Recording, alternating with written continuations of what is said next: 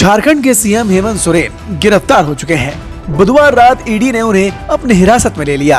अब ईडी उन तमाम घोटालों की जांच करेगी जिसके आरोप हेमंत सोरेन पर लगाए जा रहे हैं। तो आइए आपको बताते हैं आखिर वो कौन सा कथित जमीन घोटाला है जो हेमंत सोरेन के गले की फांस बन गया है। आइए आपको बताते हैं कि किस तरह से ये मामला सामने आया। जून 2022 में रांची के बरायतू पुलिस थाने में रांची नगर निगम के टैक्स कलेक्टर दिलीप शर्मा की तरफ से एक एफआईआर दर्ज कराई गई थी। इसमें प्रदीप बागची नाम के एक व्यक्ति को आरोपी बनाया गया। प्रदीप बागची पर आरोप था कि उसने फर्जी कागजों के जरिए भारतीय सेना की एक संपत्ति हड़प ली है।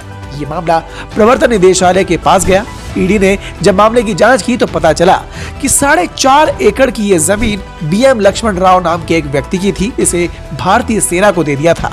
इसी मामले में पिछले साल यानी अप्रैल 2023 में प्रवर्तन निदेशालय ने प्रदीप बागची के साथ साथ 7 आरोपियों को गिरफ्तार किया। इन 7 आरोपियों में 2 आरोपी अली और भानु प्रताप सरकारी कर्मचारी थे। अफसर अली अस्पताल में क्लर्क के पद पर था, जबकि Bhanu Pratap revenue sub inspector था। इसके अलावा सभी आरोपी जमीन माफिया से जुड़े हुए थे और नकली कागजों के जरिए किसी और की जमीन किसी और को बेचने का काम किया करते थे।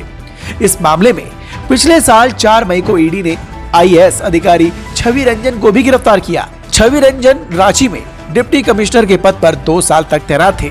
छवि रंजन पर आरोप लगा कि उनके पद पर रहते हुए कथित जमीन की इलीगल खरीद और बिक्री की गई और इसमें छवि रंजन ने उनकी मदद की थी। प्रवर्तन निदेशालय ने जांच के दौरान देखा कि सेना की जमीन का असली मालिक प्रदीप बागची को दिखाने के लिए यहाँ के जमीन माफियाओं ने बिचौलियों और सरकारी अधिकारियों के साथ मिलकर काम किया था। जांच में ईडी ने पाया कि एक फर्जी दस्तावेज बनाया गया जिसे 1932 का बताया गया था।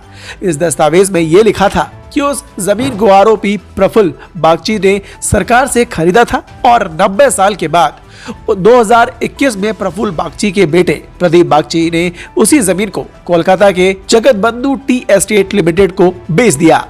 जिस जमीन को जगतबंधु टी एस्टेट लिमिटेड का बताया गया उसके डायरेक्टर दिलीप घोष को बताया गया, लेकिन जांच में पता चला कि जमीन के असली मालिक अमित अग्रवाल नाम के शख्स है। जांच में यह भी पाया गया कि अमित अग्रवाल कथित तौर पर मुख्यमंत्री हेमंत सोरेन के करीबी हैं। जून 2023 में प्रवर्तन निदेशालय ने दिलीप घोष और अमित अग्रवाल को गिरफ्तार कर लिया। ईडी ने पाया कि जमीन के नकली मालिक को असली मालिक बताने के लिए पूरा सिंडिकेट काम कर रहा था।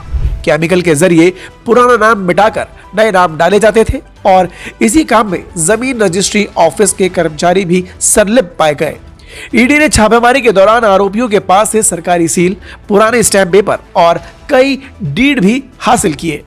फोरेंसिक जांच में वो दस्तावेज नकली पाए गए जिसे असली बताकर ग्राहकों को दिया गया था।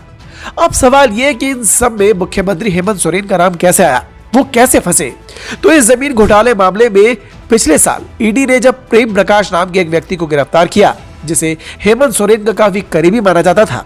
प्रेम प्रकाश को ईडी ने पहले 2022 में अवैध खनन और मनी लॉन्ड्रिंग के मामले में गिरफ्तार किया था। हाईकोर्ट में इस मामले में ही ईडी ने कहा था कि प्रेम प्रकाश द्वारा की जा रही काली कमाई के हिस्सेदार सीएम हेमंत सोरेन भी है।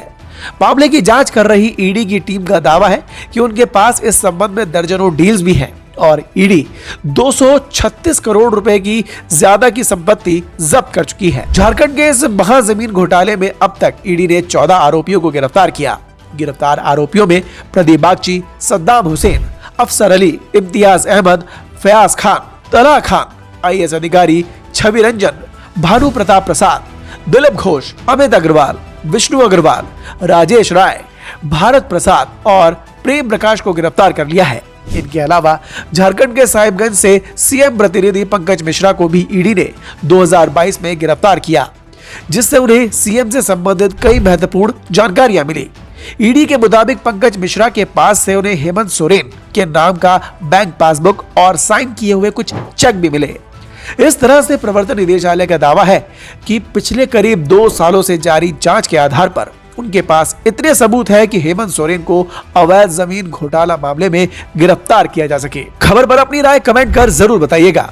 Bureau report, the Bharat now.